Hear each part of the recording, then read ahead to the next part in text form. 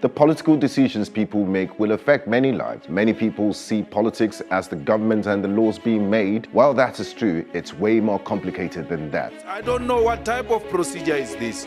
Some of you may be aspiring to positions of leadership in the political arena. And I accepted full responsibility. But the question is, why do you want to lead? It has everything to do with you. Every law that is made will impact many. Sometimes the decisions do affect people negatively. Therefore, it's very important to note that every vote that you cast will either break or make people. Politics with GA brings you the latest political news as well as insight and analysis as we discuss the most important issues that matter.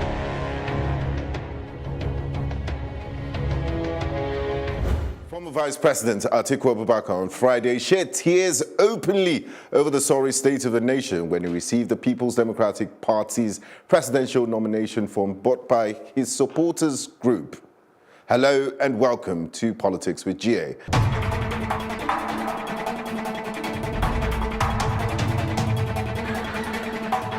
I have not. You are not a civilian. I am sorry for uttering. Alhaji Abubakar Atiku lamented the hopelessness in the country and vowed to restore sanity to the land if elected as president in 2019. The former vice president, speaking in Abuja after the Atiku support group, a movement to drum in support for his presidential candidature, handed him the expression of interest and nomination forms brought on his behalf. He declared that the form was significant and historic because it was the first time in his political career that young men and women in the country would come together without his knowledge and consent to contribute their hard-earned money to buy him the forms. We look forward to the PDP primaries. And still on the show of emotions, former Imo State Governor Ikedio Hakim actually knelt down on the floor at the All Progressive Grand Alliance stakeholders meeting where former Nigerian ambassador to Spain and widow of the late Igbo leader Dim Chukwuemeka Odumego Ojukwu, Ambassador Bianca Ojukwu, former declared her interest to contest for the Anambra South senatorial seat. Mr. Hakim carefully begged all the Anambra South Senatorial Zone hopefuls to please jettison their ambition for Mrs. Ojukwu. He said Bianca Ojukwu is not an ordinary human being. She is a spirit. She has double-barreled identity and double-barreled legacy. Interesting take there, I guess. It's a double-barreled season of tears. Very emotional from the politicians. And in the All Progressive Congress, aspirants on the platform have cried out over what they tagged an outrageous cost price of nomination forms into various selective positions for the 2019 general elections. Even Mr. President has told the National Working Committee members of the party that 55 million naira is just too high for him. The president had 4 years ago complained over the 27.5 million naira nomination forms for presidential tickets and had argued that if he had his way, he would have ensured the downward review of the fees. The members of the Not Too Young to Run group have vowed to protest the high cost of nomination forms. They said the high cost of the nomination forms was another method of keeping the youths from contesting elected positions. They wondered how youths can afford 1.1 million naira to purchase State House of Assembly forms, not to talk of federal legislature tickets. Will the form fees be reviewed? I spoke to Temitope Kolawole, a House of Representative aspirant on the platform of the African Democratic Congress on the Not Too Young to Run bill and other matters.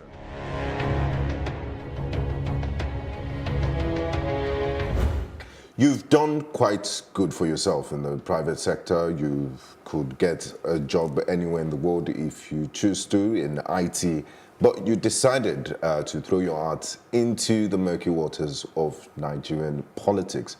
What informed this decision? Yeah, basically, I'm a social worker by interest, and the truth is that we cannot separate the primacy of politics over everything we do, basically, because being a social worker for the last 10 years, there's been some drawback that's been caused by the people we put in the forefront, and it's quite disturbing.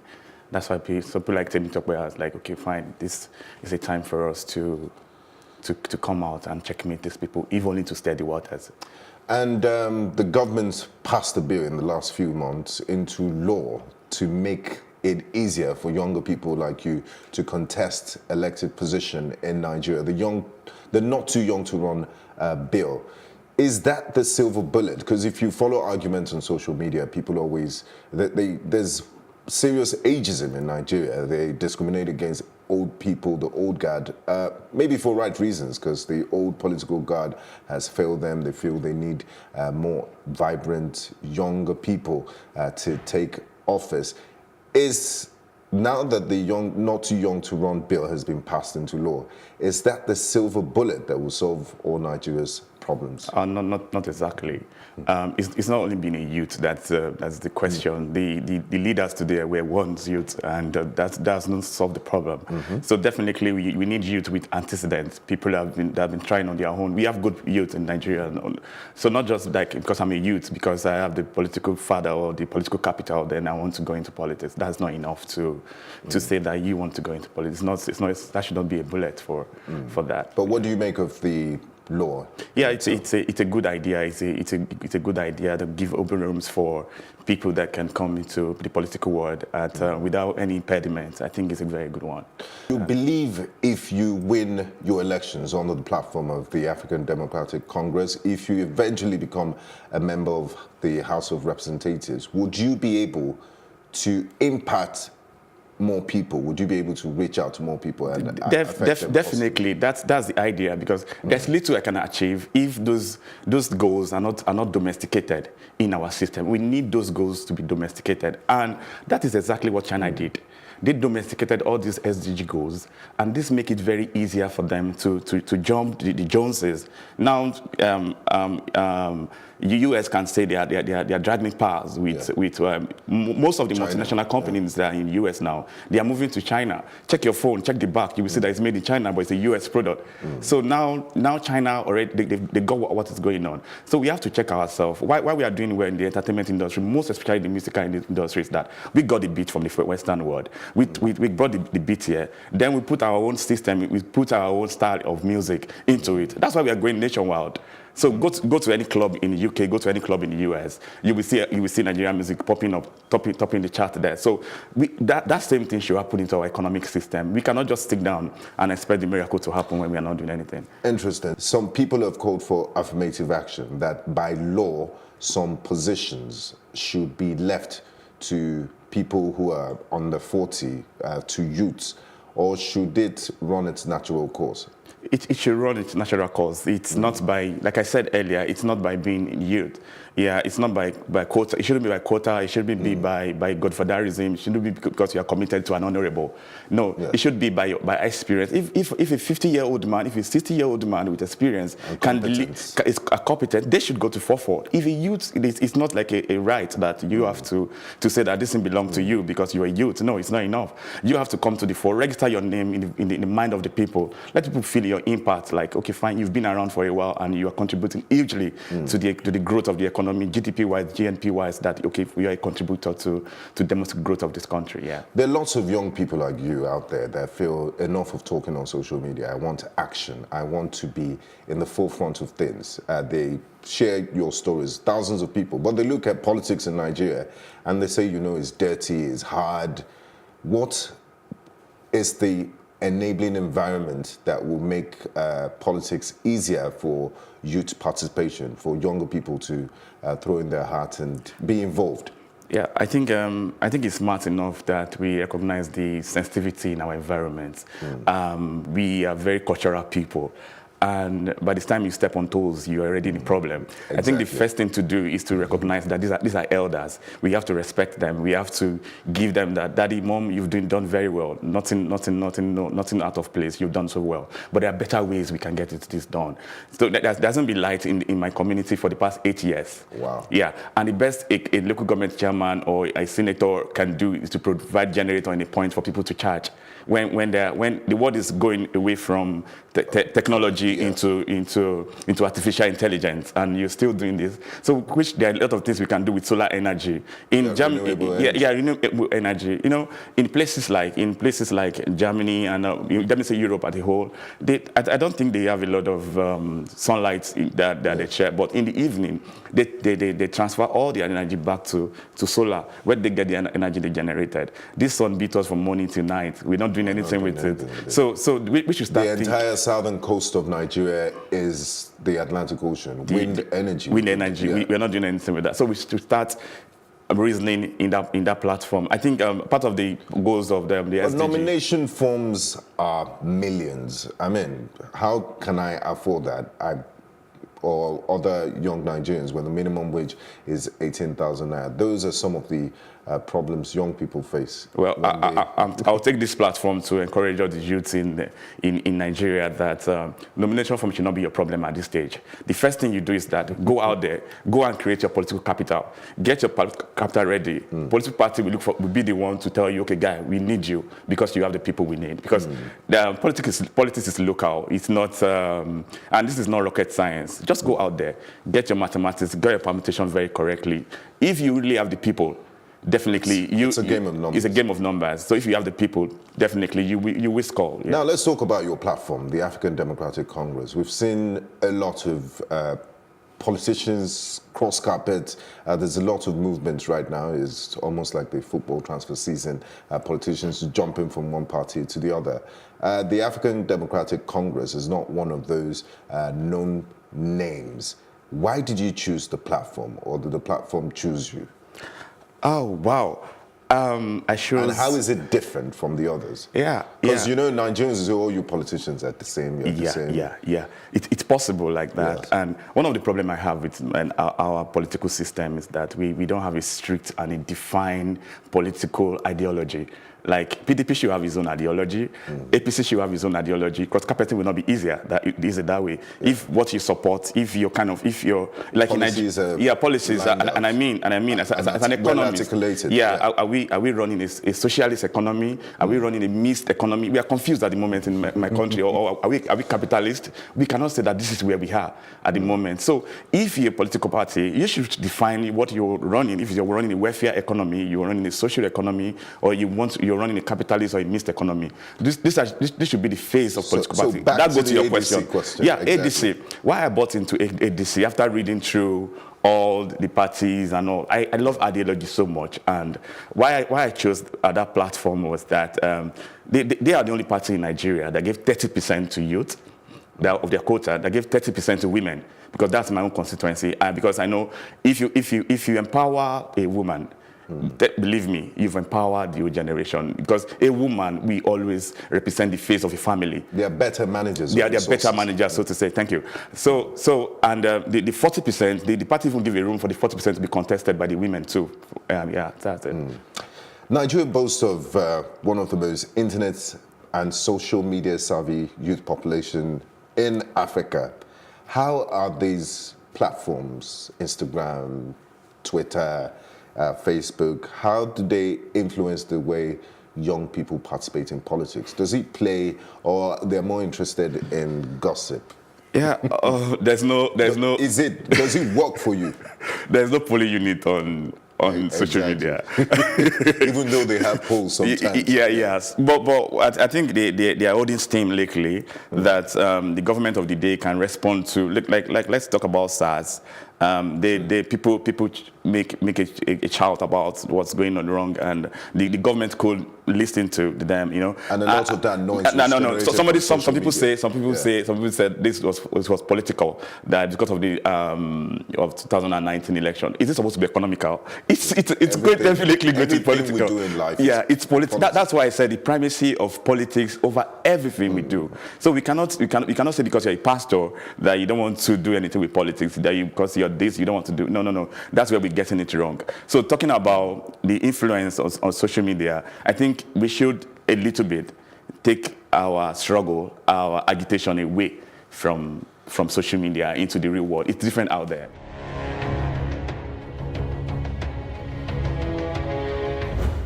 Thank you very much, Mr. Thank you very Temitope much. Kolawole. It was a pleasure talking to you on Politics with you. Thank you very much.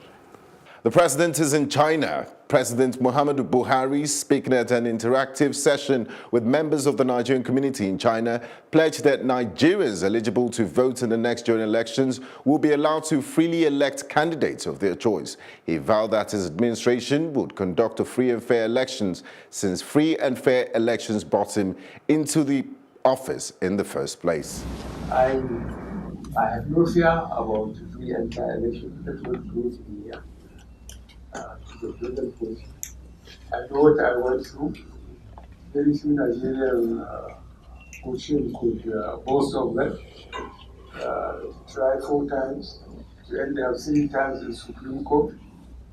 And the third time, 2011, I say God day. God day. The first time, technology came and helped us. China's President Xi Jinping today reiterated this country's commitment to peace and development, which are the core of the times. China takes it as its mission to make new and even greater contributions to mankind. Xi said in a keynote speech at the opening ceremony of the 2018 Beijing Summit of the Forum on China-Africa Cooperation. President Xi Jinping said China is ready to work with international partners in building the Belt and Road. China will also actively be involved in global governance and stay committed to the vision of consultations, cooperation, and benefits for all in global governance. Critics fear that China's debt trap diplomacy may be burying African countries in debt they may not be able to pay back.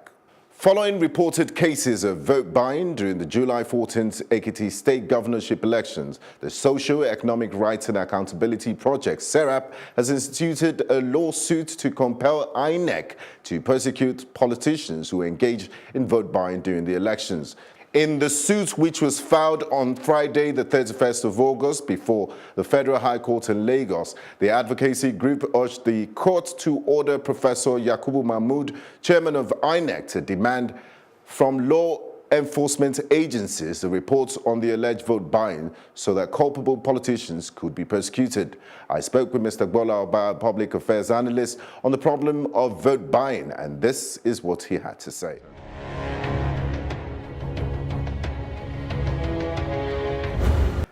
Which other steps can we take to prevent vote buying, and how big of a problem is it? There are a plethora of steps that have been taken. And the steps, I must be honest with you, crisscrosses segments and sectors of our society. From the media, like you enlightening the people that when they take money to cast their votes, they are particularly eating an Esau-like porridge by ceding away good governance for the materialistic ambition of the person who gave them money. That's number one. Number two is that the political class should know that ultimately they also function in this society. They've got children, and many of them too, they have to be aware, would have to leave some legacy, either for infamy or for good. So there are a number of factors, but the immediate factor which gives me a degree of disillusionment at this juncture is the fact that poverty is pervasive. Exactly. And a poor person takes his or her self-esteem to eat, to condescend to eat beneath his status. So the electoral perfidy itself is symptomatic of the culture of poverty. So would you really blame them, because some of them justify it as, look, we don't gain anything in 4 years, so this is my only opportunity to get something. After all, they won't do much for me. That's the reason some of these electorates give for collecting money and financial inducement from that in itself, that in itself, as you've explained it, is the rationalization of poverty. It's just a bare rationalization of poverty. The fundamental problem is that we need, look, Lula, who as we speak is in jail in Brazil, in his tenure as the president of Brazil, took 30 million people out of poverty. In the last 30 years, China has taken 400 million people out of poverty. The highest in the history of the world. So I'm sitting here thinking there's nothing spectacular about this if you have leadership that has vision and leadership that is articulate in translating the vision to reality.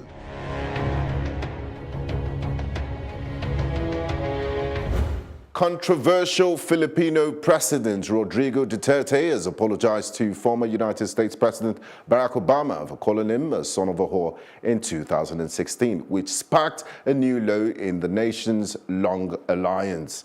Duterte lobbed the insult in response to steady criticism from the United States over his violent drug crackdown, which has been a target for international condemnation. Elaborating on the apology, he said, "If it's in your heart to forgive, you forgive. I have forgiven you, like my many girlfriends when I was a bachelor. I have forgiven them also." It would be appropriate also to say at this time to Mr. Obama that you are now a civilian, and I am sorry for uttering those words. So if it is to your heart to forgive, you forgive. I have forgiven you. Just like yung lahat na mga girlfriends ko noong binata pa ako. Baka masuntok tayo dyan, tumahimik kayo. The current United States President Donald Trump, however, seems to be luckier, as President Duterte has described him as a good friend who speaks my language. Gets it's better late than sorry. Well done, President Duterte, very diplomatic and quite presidential, if I may add. Ugandan Member of Parliament Robert Kyagulanyi, also known as Bobi Wine, has arrived in the United States of America, but his fellow Ugandan Member of Parliament Francis Zake, tortured alongside Bobi Wine, has not been so lucky. He is currently in a government hospital after being blocked from seeking specialized treatment in India. President Yoweri Museveni, whose security personnel manhandled the Metiana municipality MP Francis Zake during Arua municipality by-elections last month, has given him two options to either accept to be examined by a government doctor or stay in detention at Kirudu Hospital. According to Emilian Kayami's police spokesperson, Mr. Zake would only be released to travel to India after government doctors have examined him. The lawmaker, who has been on and off life support at Lubaga Hospital, is currently detained at Kirudu Hospitals with injuries he sustained in police remand. British Prime Minister Theresa May's Brexit blueprint came under heavy attack today, with pro-Brexit figurehead Boris Johnson calling it a surrender that hands victory to the European Union. Mr. Johnson, who resigned as Foreign Secretary in July over May's proposed future relationships between London and Brussels, launched a fierce broadside at the Prime Minister to kick off Parliament's return to business after its summer break. Meanwhile, 20 MPs in May's centre-right Conservative Party publicly pledged to reject a so-called Chequers plan, which would keep Britain close to the European Union on trade. The unrest comes as Parliament returns on Tuesday, with just weeks to go before the mid-October deadline set by London and Brussels to strike a withdrawal agreement. Thanks for watching Politics with GA. Until next time, I'm Gbenga Aborowa. The political decisions people make will affect many lives. Many people see politics as the government and the laws being made. While that is true, it's way more complicated than that. I don't know what type of procedure is this. Some of you may be aspiring to positions of leadership in the political arena. And I accepted full responsibility. But the question is, why do you want to lead? It has everything to do with you. Every law that is made will impact many. Sometimes the decisions do affect people negatively. Therefore, it's very important to note that every vote that you cast will either break or make people. Politics with GA brings you the latest political news as well as insight and analysis as we discuss the most important issues that matter.